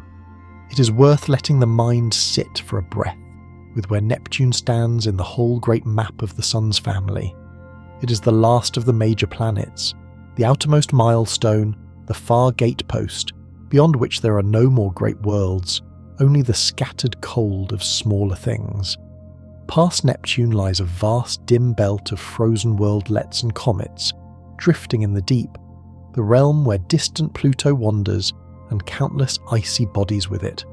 So Neptune is a kind of threshold, the blue marker at the edge of the planets, where the familiar sun-warmed worlds end and the true outer dark begins. To picture it is to stand at the last lit window of a great house, looking out into the night beyond. And the distances out there are so vast that the whole inner solar system, the sun, the earth, all the warm, bright worlds we know best, would gather into a tiny cluster of light if seen from Neptune, almost lost against the dark. The blue planet is so far out that the gulf between it and the sun is 30 times the gulf that warms the earth. The mind cannot truly stretch across such a span. It is too wide for feeling. So perhaps simply let it be wide, let the distance be as deep as it likes, and notice that even across all of it, the same gentle sun still shines, and the same gentle laws still hold, and nothing out there in all that depth is anything to fear. A single birthday on Neptune would be a thing almost no one could ever celebrate. Because one circuit of the planet around the sun stretches across more than a century and a half, a person would have to live well past their 160th year to see Neptune return to where it stood at their birth, to mark even one full Neptunian year of their life. Not one human being has ever lived a single year of Neptune's. The planet's slow circuit outlasts every life that has ever watched it, every reign, every nation, turning at a pace that makes a whole human lifetime feel like a single afternoon. There is a strange peace in that vast slowness, in a clock so patient that all of human hurry vanishes against it. The blue planet was glimpsed and overlooked more than once before it was finally understood. Beyond the great Galileo, who marked it as a faint star centuries early, other watchers too had their telescopes drift across that pale blue point without ever guessing what it was, noting it down as one more star and passing it by. For 200 years and more, Neptune hid in plain sight, set down in old charts as one dim star among thousands, waiting patiently to be recognised. And then the mathematics came and pointed, and at last the planet was seen for what it truly was. There is a gentleness in the thought of a whole world waiting so long and so quietly to be known, asking nothing, simply shining, until the moment was ripe. When the planet was finally found, two nations nearly came to quarrel over who deserved the credit, France for Leverrier, England for Adams, each having reasoned out the hidden world. But in the calm of later years the argument softened, and history came gently to honour them both, the two who had thought their separate ways to the same unseen planet across the same dark. So the discovery belongs not to one mind but to two, working apart and arriving together. A quiet reminder that the same truth can be reached by more than one patient road, and that wonder is large enough to be shared. Their names rest now side by side, drawn in the faint dust of the planet's rings. It is a curious thing to consider that almost everything pictured here was unknown within living memory. Before that single spacecraft swept past, no one had ever seen Neptune as anything more than a tiny blue disk, a smudge of colour in a telescope, featureless, mysterious. The great dark spot, the rings, the backward moon's geysers, the small dark shepherd moons, all of it was hidden until one brief encounter revealed it, in a handful of hours, more than 3 decades ago. In a single human lifetime, the blue planet went from a faint blur to a known world of storms and moons and rings. The dark, it seems, gives up its secrets gently and all at once to those who finally draw near. Picture the planet from just outside its highest clouds as that craft once saw it. A vast curved wall of deep blue, smooth and luminous, filling the whole of the sky on one side, with the bright wisps of high methane cloud trailing across it like brushstrokes of pale paint. There is no land, no line of coast, no break in the blue, only the great soft curve of a world made of air and sea, glowing in the faint distant sunlight, turning without a sound. It is one of the most serene sights in all the solar system, a planet that looks from close by less like a place than like a held breath of colour, vast and calm and impossibly far from home. And those high white clouds, seen from the side at the right moment, cast shadows. As the faint sunlight slanted across them, the tall wisps of methane ice threw thin dark lines down onto the deeper cloud deck far below. Cloud shadows on a planet billions of kilometres away, exactly as clouds cast their shadows across a field on a summer afternoon at home. To see those shadows was to know, beyond any doubt, that the white clouds floated high above the blue, a true layered sky with depth and air between. A small, homely detail, shadows of clouds, found on the strangest and most distant of worlds. The deep blue of Neptune turns out to be a slightly different blue than its sister planets, and the difference is itself a recent gentle discovery. For a long time, Neptune was shown in pictures as a far deeper, more vivid blue than pale Uranus. But a careful reworking of the old images revealed that the two ice giants are more alike in colour than anyone had thought, both a soft greenish blue, with Neptune only a little deeper in shade. The fierce, saturated blue of the most famous pictures was partly a trick of how the early images had been brightened. The real Neptune is a touch gentler in colour, a calmer blue, no less lovely for being softer, only truer, a quieter shade of the sea. There is something restful in that small correction, in learning that the planet is even gentler in hue than we first believed. The blue world does not need to be lurid to be beautiful. Its true colour is a calm and oceanic shade, the blue of deep, still water under an evening sky, and it has been wearing that quiet colour all along, whether or not anyone pictured it rightly. So let the planet in the mind's eye now settle into its truer blue, soft, deep and serene, exactly the colour a tired mind might choose to rest against. The faint warmth that Neptune gives off, that small surplus of heat beyond what the far sun supplies, is itself a kind of slow farewell, the last glow of the planet's deep beginning, still leaking outward after 4.5 billion years. When Neptune formed, gathering itself together out of the cold cloud, all that infalling material made the young planet hot at its core. And ever since, across the whole long age of the solar system, that ancient warmth has been seeping gently outward into the dark, not yet spent, still faintly glowing. The blue planet is still, very slowly, giving back the heat of its own birth. A fire banked low, burning down across the ages, warm at the heart of all that cold. Consider how that hidden warmth ties the storms to the depths. It is likely that very heat, rising slowly from within, that helps stir the planet's air into its great winds and dark, wandering eyes.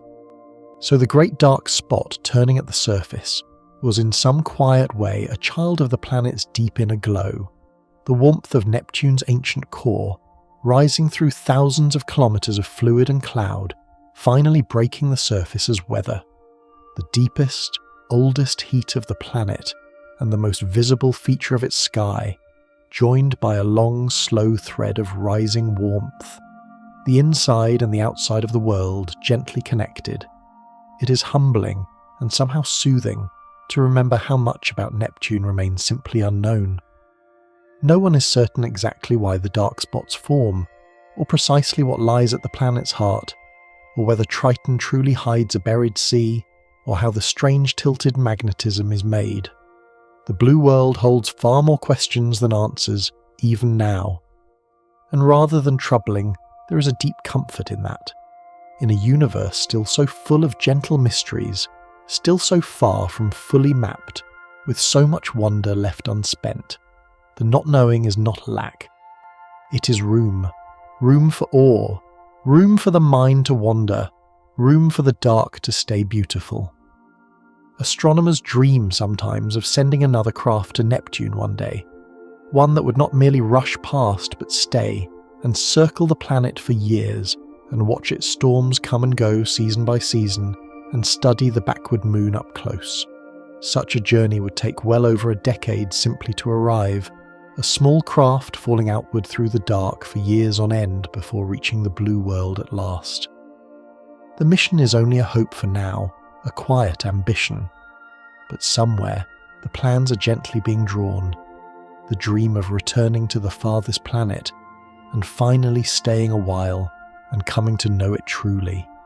Imagine such a visitor arriving far in the future, a small craft drifting in at last toward that deep blue sphere, after years alone in the dark, its cameras opening on the storms and the rings and the pale backward moon. It would find a planet that had turned, unwatched, through all the long years of its journey.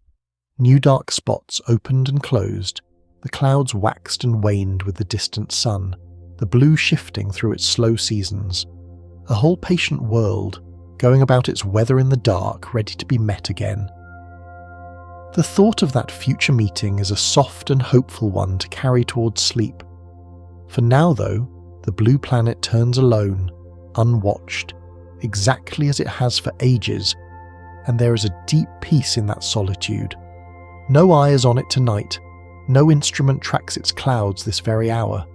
It simply turns, far out in the cold, opening and closing its great dark eyes for no one, raining its diamonds into a dark that no one sees, sweeping its backward moon around through the long silence. The wonder of it asks for no witness at all. It is enough simply that it is vast and lovely and entirely at peace, whether or not anyone is there to know. And you are a part of the same quiet whole. The atoms that make up your body, the carbon, the oxygen, the iron in your blood, were forged long ago in the hearts of stars and scattered through the dark, the same dark from which Neptune and its diamonds and its backward moon were gathered. You and the blue planet are made in the end of the same ancient material, kin across an unthinkable distance. So when you picture Neptune turning out there in the cold, you're in some real way picturing a distant relative, another arrangement of the same old stardust resting in the same great dark as you.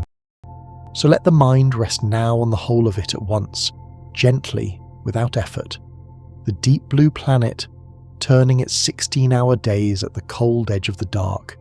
the great dark eye that opened in its southern clouds and closed again within 5 years, the fastest winds in the solar system wheeling in perfect silence, the white companion clouds hanging like snow over a mountain made of moving air, the diamonds falling forever through the hot deep sea below, the backward moon with its slow nitrogen fountains, the faint dark rings with their glowing names, and the one quiet truth that found the whole world by arithmetic before any eye had ever seen it.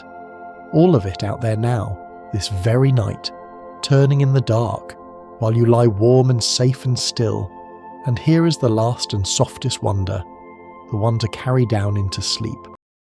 All of this, the storm larger than a world, the planet found by thought, the diamond rain and the backward moon and the bright clouds over the dark, all of it is real.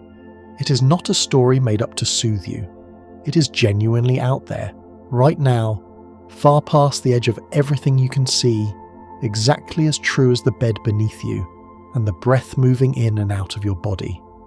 The same lawful, patient universe that lets a planet be found by arithmetic and lets diamonds fall in the dark and lets a great storm open and close in silence is the universe that holds you now.